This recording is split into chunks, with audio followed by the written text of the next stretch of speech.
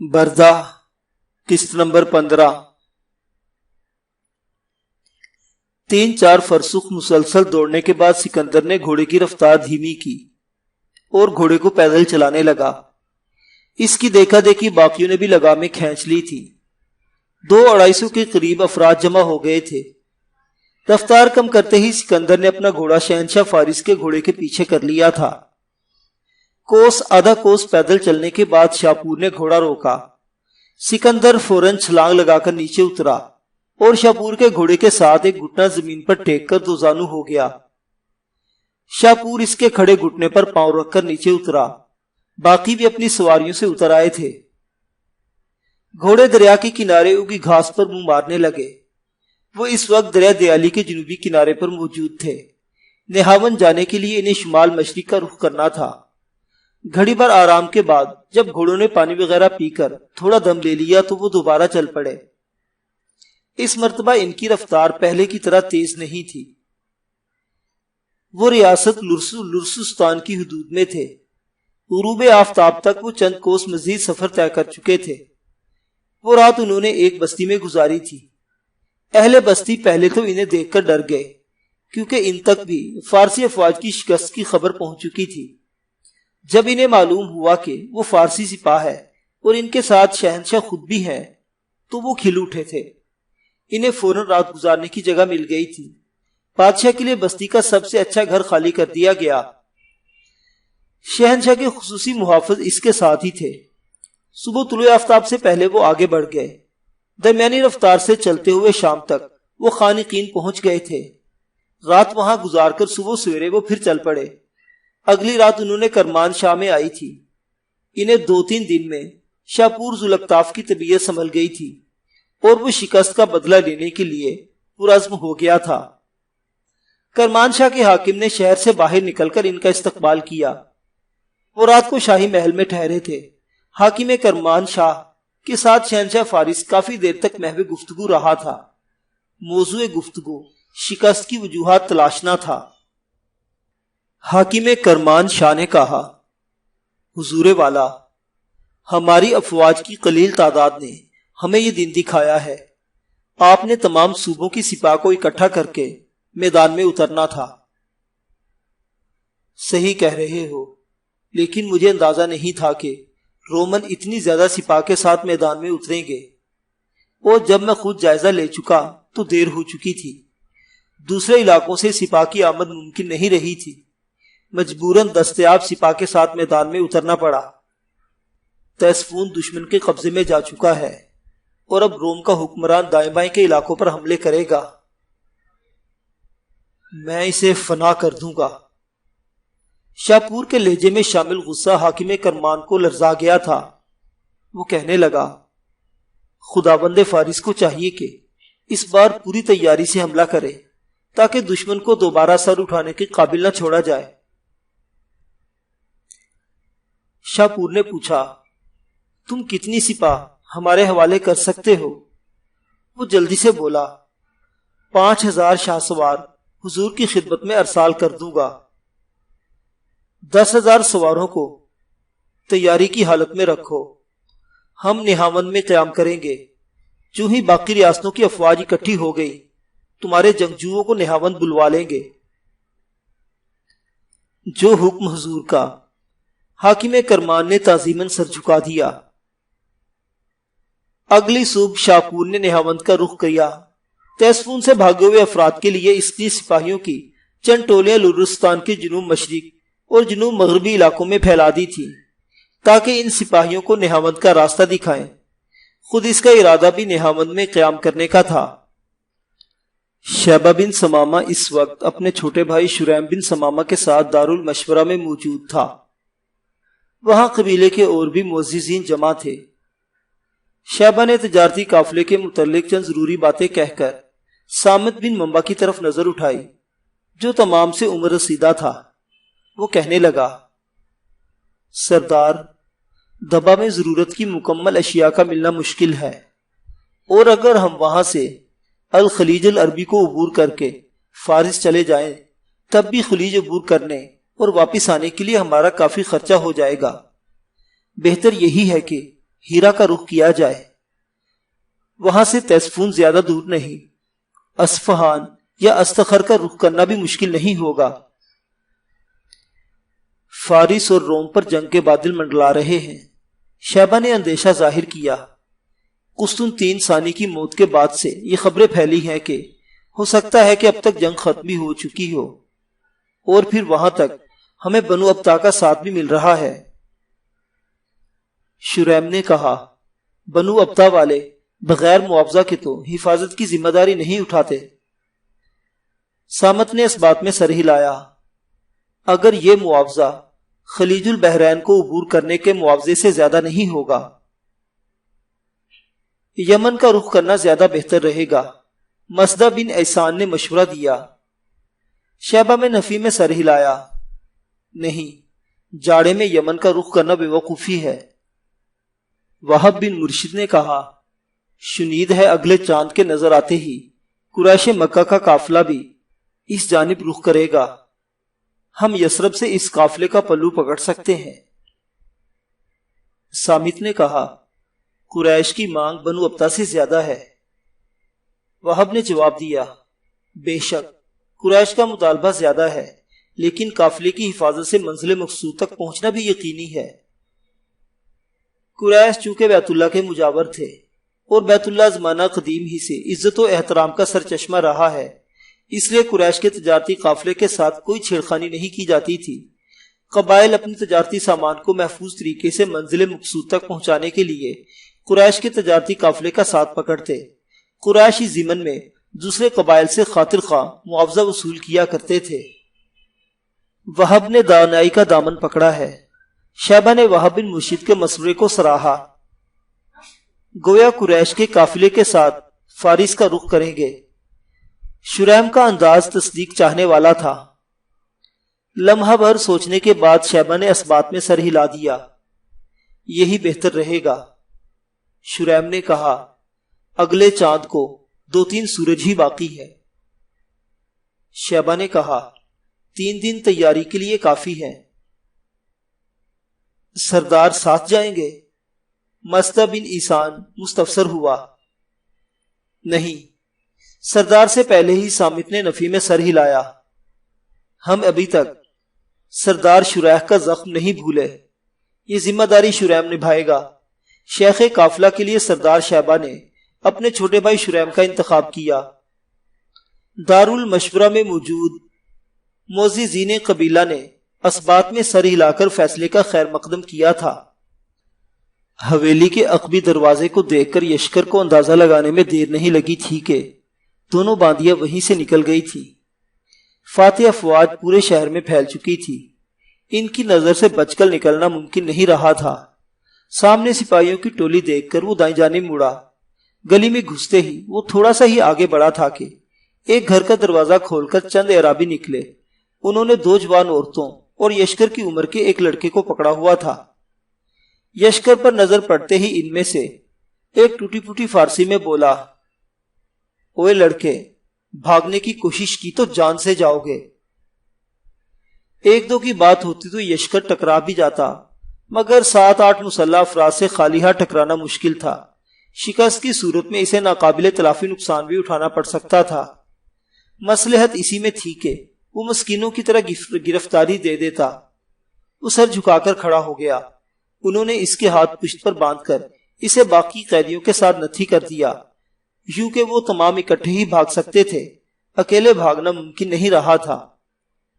یشکر ان دونوں لڑکیوں اور لڑکے کو جانتا تھا، وہ اس کے محلے ہی کے تھے۔ وہ ٹولی انہیں لے کر آگے بڑھی۔ ایک بڑی حویلی نظر آتے ہی وہ انہیں دھکیل کر حویلی کے صحن میں لے گئے۔ قیدیوں کے ساتھ 2 آدمی چھوڑ کر باقی لوٹ مار کرنے اندرونی عمارت میں گھس گئے تھے۔ 2 مردوں اور ایک ادھیڑ عمر عورت کی لاش صحن میں پڑی تھی، جبکہ ایک کمرے سے لڑکی کی چیخنے اور رحم کی التجاؤں کی آواز ظاہر کر رہی تھی کہ وہاں فاتح سپاہ موجود ہے۔ چند مردوں کے وحشیانہ قہقہے اور اوباش فکروں کی آواز بھی سنائی دے رہی تھی۔ وہ آرامی زبان بول رہے تھے، گویا وہ شامی سپاہی تھے۔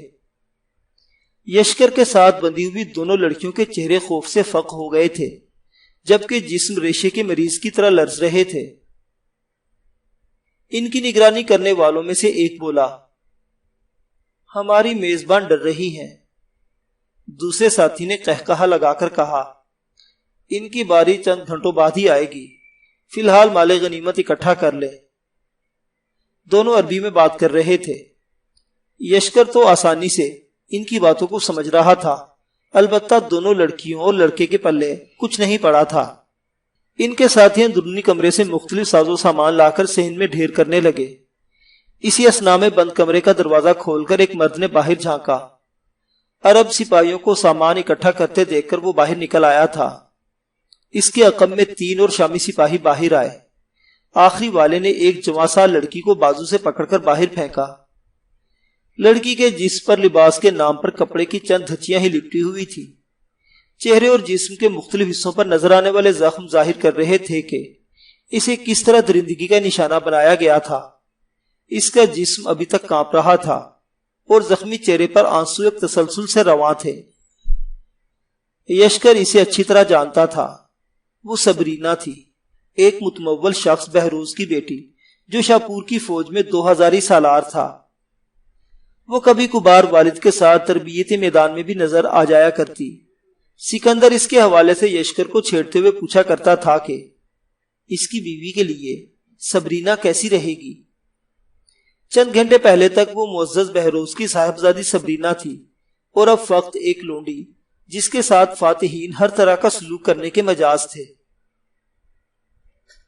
یہاں پہلے ہم آئے ہیں، اس لیے حویلی میں موجود سامان پر تم لوگوں سے زیادہ ہمارا حق ہے۔ ایک شامی آرامی زبان میں عربوں کو مخاطب ہوا تھا۔ وہ دونوں آرامی زبان نہیں جانتے تھے، اس لیے حیرانی سے دیکھنے لگے۔ کسی ایسی زبان میں بات کرو جو انسان بولتے ہوں۔ اسی وقت اندر سے ان کے ساتھی سامان اٹھائے باہر آئے۔ یہ سامان ہمارا ہے، شامی سپاہی نے اپنی بات دہرائی۔ سامان اکٹھا کرنے والے عربوں میں سے ایک آرامی زبان جانتا تھا۔ وہ کہنے لگا، یہ غنیمت کا مال ہے، اگر تمہیں مال کی اتنی ہی ضرورت تھی تو اس لڑکی کو اپنی مردانگی کا ثبوت بعد میں دیتے اور پہلے مال پر ہاتھ صاف کرتے۔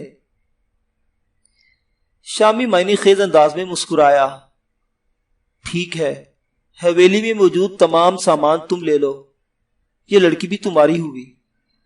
اس نے لوٹی پٹی صبرینہ کو سر کے بالوں سے پکڑ کر عربوں کی طرف دھکیلا، لیکن یہ دونوں پھول ہمیں چاہیے۔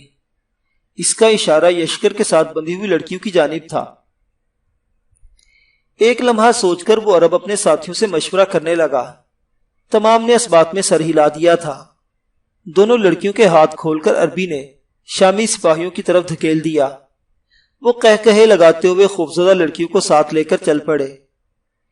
ان کے باہر نکلتے ہی عربوں نے حویلی کو اندر سے بند کیا۔ 3 آدمی وہاں چھوڑے اور باقی دوسرے مکانوں کو لوٹنے کے لیے باہر نکل گئے۔ یشکر، صبرینہ اور اشمل نامی لڑکے کو ایک خالی کمرے میں بند کر کے وہ غالباً سامان اکٹھا کرنے لگ گئے تھے۔ اشمل بالکل سہما ہوا اور خاموش تھا۔ شامیوں کی درندگی کا شکار ہوئی صبرینہ بھی گھٹنوں میں سر دے کر سسکیاں بھر رہی تھی۔ یقیناً یہ اس کی مصیبتوں کی شروعات تھی جو ختم ہوتی نظر نہیں آ رہی تھی، کیونکہ جنگ مرد ہارتے ہیں، نتیجہ ان عورتوں کو بھگتنا پڑتا ہے۔ اندھیرا چھانے کی تھوڑی ہی دیر بعد صبرینہ کے ہاتھ کھول کر اسے باہر لے جایا گیا۔ وہ اس کی جگہ کمرے میں چند لوگوں کا اضافہ ہو گیا تھا۔ اندھیرے کی وجہ سے یشکر نئے قیدیوں کے چہرے نہیں دیکھ پایا تھا۔ جلد ہی اس کے کان میں مظلوم صبرینہ کی چیخیں سن رہے تھے۔ اس کے علاوہ بھی چند عورتوں کی درد میں ڈوبی کر راہیں اعلان کر رہی تھی کہ اس حویلی میں ذلت و رسوائی کا شکار ہونے والی وہ لڑکی اکیلی نہیں تھی۔ ان کی وہ رات اسی جگہ بیٹھے خواتین کا رونا پیٹنا سنتے گزری تھی۔ نہ کسی نے کھانے کا پوچھا تھا اور نہ انہیں کوئی کھانے کی حاجت محسوس ہو رہی تھی۔ طلوع آفتاب کے کافی دیر بعد 4 لٹی پٹی لڑکیاں کمرے میں دھکیل کر دروازے کو باہر سے بند کر دیا گیا۔ حویلی کے صحن میں کافی شور و غوغا سنائی دے رہا تھا۔ لگتا تھا کہ ان کے مزید ساتھی بھی وہاں پہنچ گئے ہیں۔ دوپہر کو قیدیوں کے سامنے تھوڑی سی خوراک پھینکنے کے انداز میں رکھ کر ان کے ہاتھ کھول دیے گئے، لیکن دکھ، درد، خوف میں مبتلا قیدی سر جھکائے بیٹھے رہے۔ آزاد آدمی کے لیے غلامی کی ذلت آمیز زندگی کو اتنی جلدی قبول کرنا آسان نہیں تھا۔ یشکر بھی سکندر اور اقلیمہ کو یاد کر کے سخت افسردہ تھا۔ وہ اس کے حقیقی والدین نہیں تھے، لیکن انہوں نے اسے بہت محبت دی تھی۔ اسے کبھی محسوس نہیں ہوا تھا کہ وہ لیپالک ہے۔ ہوش سنبھالنے کے بعد جب پہلی بار اسے معلوم ہوا تھا کہ وہ لیپالک ہے، تبھی سکندر نے اس کی ڈھارس بندھاتے ہوئے کہا تھا، یاد رکھنا بیٹا، مشکلات دائمی نہیں عارضی ہوتی ہیں، لیکن ہمت ہارنے والے اور مایوسی کا شکار لوگ انہیں اپنا مقدر سمجھ لیتے ہیں۔ اگر ساری زندگی اپنے والدین کو یاد کرتے رہو گے تو بچپن سے نکل نہیں پاؤ گے۔ جان جاؤ، اب تم عرب میں نہیں فارس میں ہو، میں تمہارا باپ ہوں، اقلیمہ تمہاری ماں ہے، اور یہی تمہارا مستقبل ہے۔ اب وہ مستقبل اس کے ہاتھوں سے نکل گیا تھا۔ 16 سال پہلے اسے غلام بنا کر بیچا گیا تھا، اور اس کے مقدر میں لکھی غلامی آج حقیقی معنوں میں اس کے سامنے آ گئی تھی۔ اس کے دماغ میں سکندر کی آخری ملاقات میں کہی ہوئی باتیں گونجی۔ نصیحت کرنا اور سننا نہایت آسان ہے، لیکن جب عمل کا وقت آئے تو ہمت ساتھ چھوڑ جاتی ہے۔ برا وقت آنے پر سوچنے سمجھنے کی قوتیں ناکارہ ہونے لگتی ہیں۔ سکندر نے کہا تھا، مصائب اور پریشانیوں کا سامنا کرنا مرد کی شان ہوتی ہے، اور جب یہ مشکلیں سر پر پڑی تو اسے مرد بننا بہت مشکل لگ رہا تھا۔ انہوں نے کہا تھا، وقتی طور پر حالات سے سمجھوتا کر کے مناسب موقع کا انتظار کرنا چاہیے، اور قید میں گزرنے والی ایک رات ہی سے وہ اتنا بددل ہو گیا تھا کہ قید سے موت آسان نظر آ رہی تھی۔ انہوں نے کہا تھا، کسی کے ہونے نہ ہونے کو قابل توجہ نہ سمجھا جائے تو کامیابیاں سمیٹنا مشکل نہیں ہوتا، لیکن وہ کیسے سکندر کو بھلا دیتا، کیسے شفقت کرنے والی اقلیمہ کی یاد کو دل سے کھرچتا۔ یہ اتنا آسان نہیں تھا جتنا اسے سننے میں وقت لگا تھا۔ سکندر اور اپنے اتعلیق کی باتوں کو کافی دیر ذہن میں دہرانے کے بعد وہ کھسک کر قالین پر گری خوراک کے قریب ہوا۔ چند موٹی موٹی روٹیوں کے ساتھ ایک کٹورے میں گوشت کا سالن نظر آ رہا تھا۔ روٹیاں اور سالن بالکل ٹھنڈا ہو چکا تھا، لیکن وہ جبر کر کے کھانے لگا۔ 2-3 نوالے لیتے ہی اسے احساس ہوا کہ وہ بھوکا ہے۔ دکھ اور پریشانی بھوک سے غافل تو نہیں کر سکتی، بھوک ختم ہی نہیں کر سکتی۔ اس کی دیکھا دیکھی 1-2 اور مردوں نے بھی ہمت کی اور قریب آ کر کھانے میں شامل ہو گئے۔ وہ وہاں موجود تمام افراد کو جانتا تھا، کیونکہ وہ اس کے محلے دار ہی تھے۔ سبرینا، تھوڑا سا کھا لو، اس نے سبرینا کو آواز دی۔ وہ سبرینا جو کبھی اعلیٰ لباس پہنے شوخ و چنچل جملے کہتے ہوئے اس کے پاس سے گزر جایا کرتی تھی، آج چند دھچیوں میں لپٹی کسی بھکارن کی طرح نظر آ رہی تھی۔ یشکر کی آواز پر اس نے سر گھما کر زخمی نظروں سے اس کی جانب دیکھا اور پھر سر جھکا لیا۔ یشکر نے ایک روٹی پر چند بوٹیاں رکھی اور اس کے قریب جا بیٹھا۔ سبرینا، غلامی ہمارا مقدر ہے، اس بات کو جتنی جلدی پلے سے باندھو گی اتنے فائدوں میں رہو گی۔ بھوکا رہنے سے گیا وقت نہیں لوٹے گا۔ لو شاباش، تھوڑا سا کھا لو۔ اس نے نوالا بنا کر اس کی منہ کی طرف بڑھا دیا۔ وہ بے دلی سے نوالا چبانے لگی۔ سپہر تک قیدیوں کی تعداد دگنے سے بھی زیادہ ہو گئی تھی۔ سپہر ڈھلے قید خانے سے باہر کسی کی آواز گونجی۔ وہ دروازے پر کھڑے نگران کو کہہ رہا تھا کہ 3-4 عورتوں کا کھانا پکانے کے لیے باہر لایا جائے۔ اس وقت دروازہ کھل گیا۔ دراز قد عربی نے آگے بڑھ کر 4 عورتوں کو ٹھوکر لگا کر باہر چلنے کا اشارہ کیا۔ وہ لرزتی کانپتی چل پڑی تھی۔ ان بیچاریوں کے دماغ میں اپنا صرف ایک ہی مصرف تھا، حالانکہ وہ انہیں کھانا پکانے کے لیے باہر لے جا رہے تھے۔ رات کا کھانا بھی دن کی طرح 2 تش سالن کے بھر کر کمرے کے وسط میں رکھ کر 7 موٹی موٹی روٹیوں کا ڈھیر رکھ دیا گیا تھا۔ یقیناً اہل تیسفون کے مویشی ان کی ضیافتوں کے کام آ رہے تھے، جو کہ بغیر چھنے موٹے آٹے کی روٹی خشک روٹی کھانے والوں کو چھنے ہوئے باریک آٹے کی روٹیاں اور مختلف قسم کے سالن میسر تھے۔ خاص کر گوشت و عربوں کا پسندیدہ کھاجا تھا۔ اندھیرا چھانے کی کچھ دیر بعد تمام قیدی عورتوں کو باہر لے جایا گیا۔ اس کے ساتھ ہی صحن سے بربط کے تاروں کی چھیڑنے کی دلکش آواز اٹھی، پھر اس کے ساتھ ہی دف کی آواز بھی شامل ہو گئی۔ ایک خوش آواز عربی گا رہا تھا۔ سورج نے ہم سے بہادر زمین پر چلتے ہوئے نہیں دیکھے، ستارے ہمیں تاریکی میں بھی دشمن کا سامنا کرتے ہوئے دیکھتے رہتے ہیں۔ جنگ کے اندر ہمارے گھوڑے سب سے آگے ہوتے ہیں اور قتال سے ہاتھ روکنے والے ہم آخری ہوتے ہیں۔ جنگ کے دنوں میں ہم اپنی جانوں کو سستا کر دیتے ہیں، وہ جانے جن کا سودا امن کے دنوں میں کیا جائے تو کوئی مول نہ چکا سکے۔ امن کے دنوں میں اپنی تلوار کی تیزی کا علاج ہم اپنے مال سے کرتے ہیں، یعنی قتل کر کے خون بہا دیتے ہیں، لیکن جنگ میں ہمیں روکا نہیں جا سکتا۔ ایسے جیسے برسات کی مسلسل تیز بارش سے ہونے والے پانی کے سامنے ریت کا بند باندھنا بے فائدہ ہوتا ہے۔ دشمن کی عورتیں ہمیں دیکھ کر اپنے مردوں کو بھول جاتی ہیں، کیونکہ زندگی میں ان کا پہلی بار کسی مرد سے واسطہ پڑتا ہے۔ یقیناً دشمن ایسا ہے کہ ان کی عورتوں اور مردوں میں تمیز کرنا مشکل ہو جاتا ہے۔ گانا بجانا اور شور و غوغا رات گئے تک شروع رہا۔ اس دوران ڈانٹ ڈپٹ کر عورتوں کو وہ ناچنے پر مجبور کرتے رہے۔ ان کی گفتگو سن کر یشکر کو معلوم ہوا کہ ان کا تعلق بنا کاظمہ سے تھا۔ فارس کے ساتھ ملحق سرحدی قبائل اور دوسرے ممالک کے بارے میں اسے اپنے اتالیق و سکندر سے معلومات ملتی رہتی تھی۔ وہ جانتا تھا کہ بنو کاظمہ خلیج الفارس کے جنوب مغربی علاقے پر واقع تھا۔ دوستو، یہ دلچسپ داستان ابھی جاری ہے۔ مزید واقعات سننے کے لیے ہمارے چینل اردو داستان کو سبسکرائب کر لیں۔ شکریہ۔